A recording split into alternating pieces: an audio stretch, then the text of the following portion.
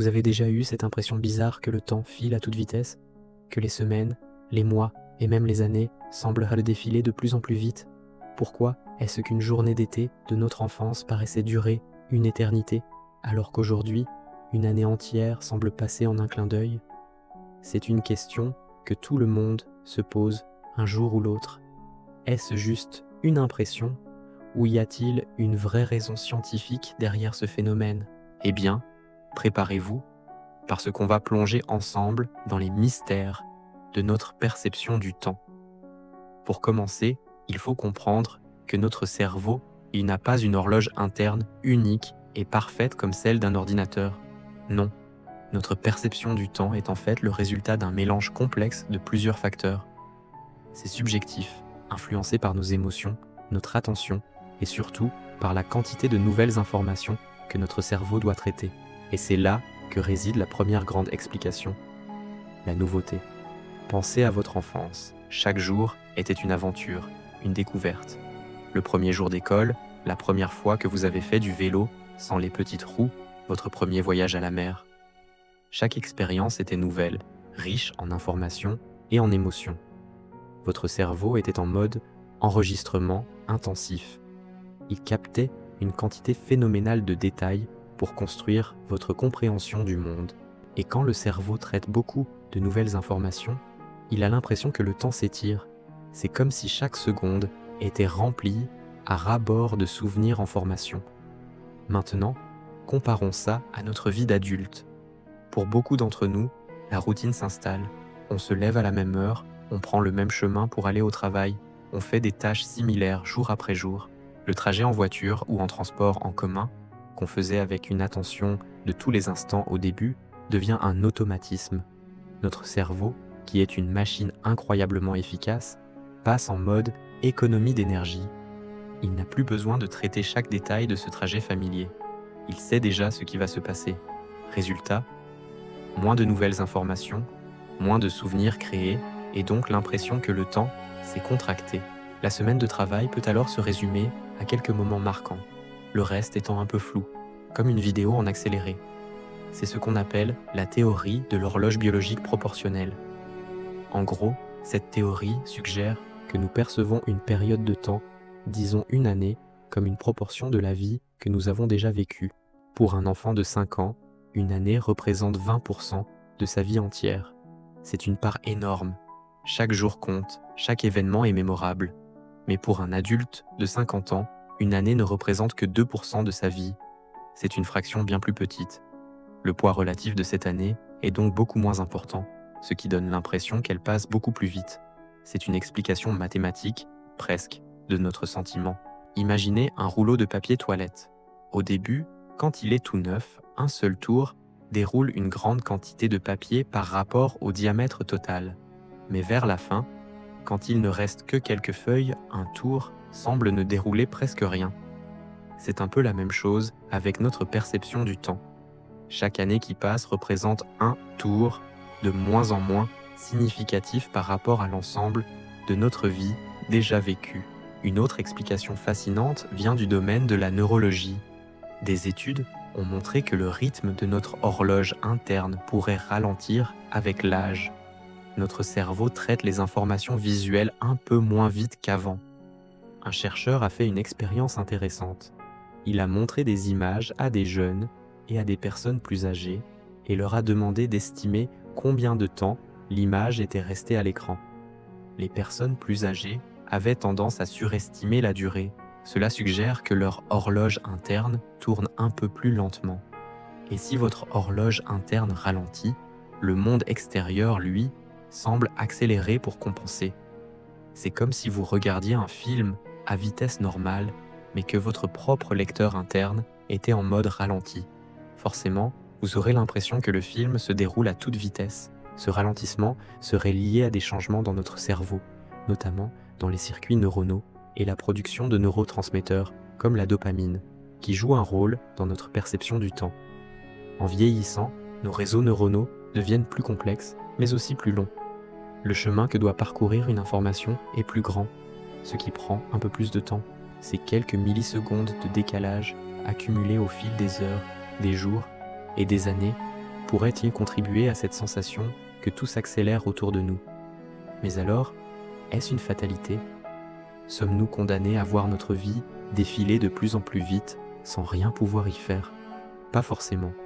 Car si la nouveauté et la routine sont des clés du problème, elles sont aussi des clés de la solution. Si on veut ralentir le temps, ou du moins en avoir une perception plus riche et plus pleine, il faut consciemment casser la routine, apprendre une nouvelle compétence, une nouvelle langue, visiter un endroit inconnu, même changer son itinéraire pour aller au travail. Toutes ces actions forcent notre cerveau à sortir du mode pilote automatique. Quand vous voyagez dans un pays étranger, par exemple, la première journée vous semble souvent interminable, n'est-ce pas? Vous êtes bombardé de nouvelles images, de nouveaux sons, de nouvelles odeurs. Votre cerveau est en hypervigilance, il enregistre tout. Et à la fin de la journée, vous avez l'impression d'avoir vécu 3 jours en un. C'est la preuve vivante que la nouveauté étire notre perception du temps. Il ne s'agit pas de partir à l'autre bout du monde chaque semaine, bien sûr. Il s'agit d'intégrer de petites doses de nouveauté et de pleine conscience dans notre quotidien. Prendre un moment pour vraiment savourer son café le matin, au lieu de l'avaler en pensant déjà à sa journée. Faire une promenade en se concentrant sur les détails de la nature qu'on n'avait jamais remarqués. Essayer une nouvelle recette, parler à un inconnu. Ce sont ces petites expériences qui créent de nouveaux souvenirs et qui donnent de la texture à nos journées, les empêchant de se fondre les unes dans les autres en une masse indistincte. Donc, la prochaine fois que vous vous direz « Waouh, le mois de mai est déjà fini », souvenez-vous de ces mécanismes. C'est en partie une histoire de proportions mathématiques, en partie une question de biologie et de neurologie. Mais c'est aussi, et c'est la bonne nouvelle, une question de comment nous choisissons de vivre nos journées. La routine est confortable, mais c'est la nouveauté qui donne de la substance à notre temps. Nous avons exploré les raisons biologiques et psychologiques pour lesquelles le temps semble s'accélérer.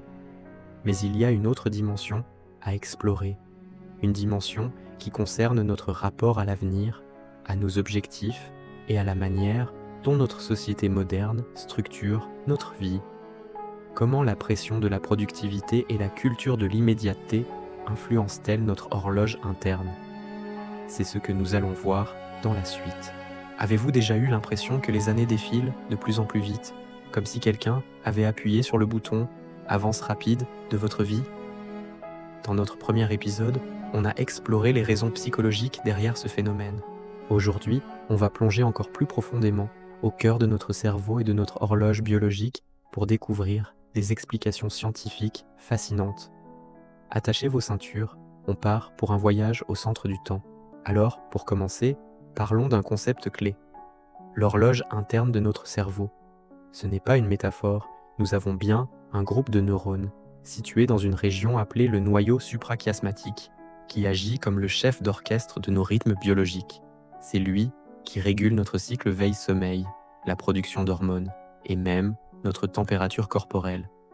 Mais ce que les scientifiques découvrent, c'est que cette horloge interne influence aussi notre perception du temps qui passe. Une théorie passionnante est celle de l'horloge à dopamine.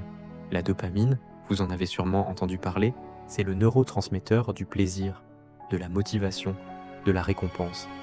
Quand on vit quelque chose de nouveau, d'excitant, comme un premier baiser ou un voyage dans un pays inconnu, notre cerveau libère une grosse dose de dopamine. Cette libération de dopamine a un effet secondaire intéressant. Elle semble accélérer notre horloge interne. Chaque tic-tac de cette horloge devient plus rapide. Résultat, pour une même durée objective, disons 1 heure, notre cerveau enregistre beaucoup plus de tic-tac. L'heure nous paraît donc plus longue, plus dense, plus riche en informations. Pensez à votre enfance. Chaque jour était une aventure, une découverte. Le monde était un immense terrain de jeu rempli de nouveautés. Votre cerveau était constamment inondé de dopamine. C'est pourquoi les étés de votre enfance semblaient lui durer une éternité. Chaque journée était longue et mémorable. Mais en vieillissant, les choses changent. La production naturelle de dopamine dans notre cerveau a tendance à diminuer. Les routines s'installent, les nouveautés se font plus rares. Moins de dopamine signifie que notre horloge interne ralentit son rythme. Les tic-tac sont plus espacés. Du coup, pour une même heure, notre cerveau enregistre moins de signaux temporels. L'heure, et par extension, La journée, la semaine, l'année nous semblent passer beaucoup plus vite. C'est comme si le film de notre vie était projeté avec moins d'images par seconde, donnant une impression d'accélérer. Mais ce n'est pas tout. Une autre piste scientifique nous vient du traitement de l'information par notre cerveau. Imaginez votre cerveau comme un super ordinateur qui traite en permanence une quantité phénoménale de données sensorielles. Quand nous sommes jeunes, ce processeur est ultra rapide et efficace. Il capte et enregistre une multitude de détails sur notre environnement. Chaque nouvelle image, chaque nouveau son, chaque nouvelle sensation est minutieusement encodée. Cette richesse d'informations, stockée dans notre mémoire pour une période donnée, la rend subjectivement plus longue. Adrian Bejan, un chercheur de l'université Duke, a proposé une analogie très parlante. Il compare la vision à une série de clichés photographiques. Quand on est jeune, notre cerveau prend des photos très rapidement, capturant une tonne de détails. Mais en vieillissant, la vitesse à laquelle notre cerveau acquiert et traite ces images diminue. Les nerfs et les neurones se complexifient et se dégradent légèrement, ralentissant la transmission des signaux. On prend moins de photos par minute. Par conséquent, en regardant en arrière, une journée où l'on a pris, disons, 1000 photos semblera bien plus longue qu'une journée où l'on n'en a pris que 100. Moins d'images perçues dans le même laps de temps objectif donne l'illusion que ce temps a été plus court. C'est un peu comme regarder 2 vidéos d'1 minute. La première est un montage ultra rapide avec des centaines de plans différents. La seconde est un plan séquence fixe sur un paysage. Laquelle vous semblera la plus longue? Probablement la première, car votre cerveau a dû traiter beaucoup plus d'informations visuelles. Pour notre vie, c'est le même principe. Les années de jeunesse sont ce montage ultra rapide, tandis que les années plus tardives ressemblent davantage à ce plan séquence plus calme. Et il y a aussi le facteur métabolique. Notre métabolisme, c'est l'ensemble des réactions chimiques qui se produisent dans notre corps pour le maintenir en vie. Quand on est enfant ou adolescent, notre métabolisme est à son maximum. Notre cœur bat plus vite, on respire plus rapidement, notre corps brûle de l'énergie à toute vitesse. Ce rythme biologique interne, très rapide, pourrait influencer notre perception du temps externe. Face à notre moteur interne, qui tourne à plein régime, le temps extérieur semble s'écouler plus lentement par contraste. A l'inverse, en vieillissant, notre métabolisme général ralentit. Le cœur bat plus posément, la respiration est plus calme. Notre rythme interne diminue. Par conséquent, le temps extérieur, lui, semble s'accélérer pour rattraper notre propre tempo biologique. C'est une sorte de relativité temporelle, mais à l'échelle de notre propre corps. Des études sur différentes espèces animales semblent ça confirmer cette idée. Les petits animaux, avec un métabolisme très rapide, comme les colibris, semblent se percevoir le monde au ralenti par rapport à nous, ce qui leur permet de réagir avec une vitesse incroyable.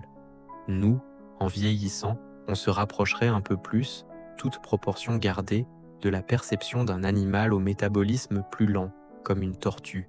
Ces 3 facteurs, la diminution de la dopamine liée à la nouveauté, le ralentissement du traitement de l'information par le cerveau et la baisse de notre rythme métabolique, ne s'excluent pas. Au contraire, ils se combinent et se renforcent mutuellement pour créer cette accélération progressive du temps que nous ressentons tous. Alors, est-on condamné à voir notre vie défiler de plus en plus vite sans rien pouvoir y faire? Pas forcément. Si on comprend les mécanismes en jeu, on peut tenter d'agir dessus. Comment? En réintroduisant de la nouveauté dans notre vie pour stimuler notre production de dopamine, apprendre une nouvelle compétence, visiter un endroit inconnu, rencontrer de nouvelles personnes, changer ses habitudes. Toutes ces actions forcent notre cerveau à sortir de sa routine, à créer de nouveaux souvenirs détaillés et à enregistrer plus de tic-tac dans son horloge interne. En brisant la monotonie, on ne ralentit pas le temps objectif, bien sûr, mais on peut considérablement enrichir notre perception subjective du temps. On peut rendre nos journées et nos années plus denses, plus mémorables, et donc subjectivement plus longues. C'est un peu comme choisir de regarder un film plein d'action, plutôt qu'un documentaire sur la sieste des paresseux. La durée est la même, mais l'expérience est radicalement différente. L'énigme du temps qui accélère n'est donc pas qu'une simple impression. C'est un phénomène complexe, ancré au plus profond de notre biologie, de notre chimie cérébrale et de la physique même de notre perception. Mais maintenant que nous avons exploré ces pistes scientifiques, une question demeure. Peut-on réellement manipuler notre perception du temps ? Est-il possible de pirater notre cerveau pour revivre la sensation des étés infinis de notre enfance ? Nous aborderons des techniques concrètes et des astuces surprenantes pour y parvenir dans le dernier épisode de notre série. La suite dans le dernier épisode. Avez-vous déjà eu cette sensation étrange où une semaine entière semble s'être envolée en un clin d'œil, alors qu'enfant, les vacances d'été paraissaient de durer une éternité ? Vous n'êtes pas seul, et la science a des explications fascinantes sur ce phénomène. Non, le temps ne s'accélère pas réellement, mais notre perception, elle, change radicalement. L'une des théories les plus intéressantes est celle de la proportionnalité. Pour un enfant de 5 ans, une année représente un cinquième de toute sa vie. C'est énorme. Mais pour une personne de 50 ans, cette même année ne représente qu'un cinquantième de sa vie. La proportion est beaucoup plus petite, donc l'année semble passer beaucoup plus vite. C'est un peu comme regarder un film en accéléré. Plus on a de souvenirs accumulés, plus le film de notre vie semble défiler rapidement. Ensuite, il y a la question de la nouveauté et de la routine. Quand nous sommes jeunes, tout est nouveau. Chaque jour est une aventure remplie de premières fois. Le premier jour d'école, la première fois qu'on fait du vélo, le premier baiser. Notre cerveau est en mode enregistrement intensif. Il doit traiter une quantité massive de nouvelles informations. Et ce processus d'encodage détaillé donne l'impression que le temps s'étire. Chaque instant est riche et mémorable. Mais en vieillissant, la routine s'installe. Les trajets pour le travail, les tâches ménagères, les semaines qui se ressemblent. Notre cerveau, pour être efficace, passe en pilote automatique. Il n'a plus besoin d'enregistrer chaque détail d'un trajet qu'on a fait 1000 fois. Les journées, les semaines, les mois finissent par se fondre les uns dans les autres, créant moins de marqueurs temporels distincts dans notre mémoire. Résultat, quand on regarde en arrière, de grandes périodes de temps semblent s'être contractées, comme si elles n'avaient été qu'un court instant. Un autre aspect crucial est notre horloge biologique interne. Des chercheurs pensent que notre rythme interne ralentit avec l'âge. Imaginez que vous avez une horloge dans votre tête qui fait tic-tac. Quand vous êtes jeune, cette horloge bat très vite. Par conséquent, les événements du monde extérieur, qui ont leur propre rythme, semblent se dérouler plus lentement en comparaison. Vous avez l'impression d'avoir tout le temps du monde. Mais en vieillissant, les processus métaboliques de notre corps ralentissent et notre horloge interne aussi. Ces tic-tac deviennent plus lents et plus espacés. Du coup, par rapport à notre horloge interne ralentie, le monde extérieur, avec ses minutes et ses heures, qui, elles, ne changent pas, semble aller à toute vitesse. C'est comme si le monde était en avance rapide par rapport à notre propre tempo. De plus, la manière dont notre cerveau traite les images visuelles joue un rôle. Des études ont montré que le cerveau des jeunes traite les informations visuelles plus rapidement que celui des personnes plus âgées. Ils perçoivent plus d'images par seconde, en quelque sorte.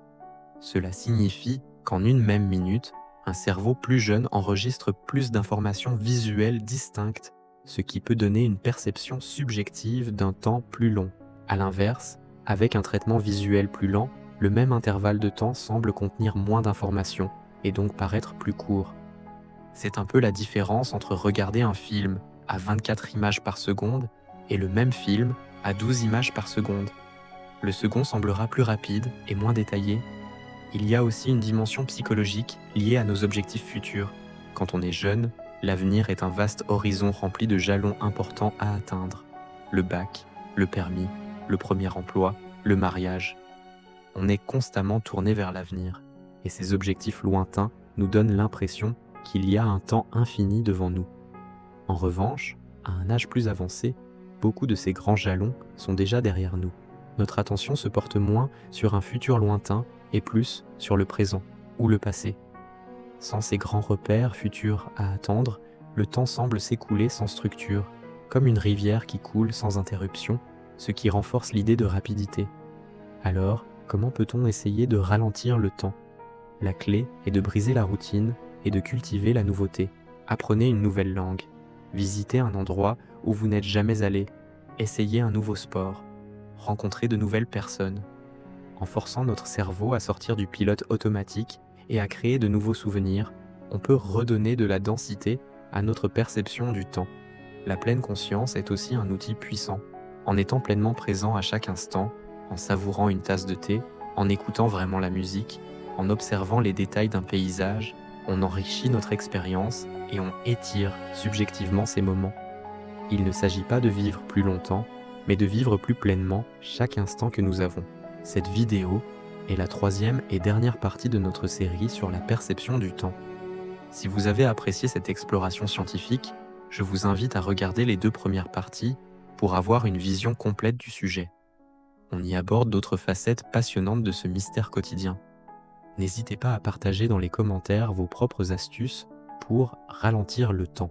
Et si ce genre de contenu vous plaît, abonnez-vous et activez la cloche pour ne manquer aucune de nos prochaines vidéos. Merci d'avoir regardé et à très bientôt.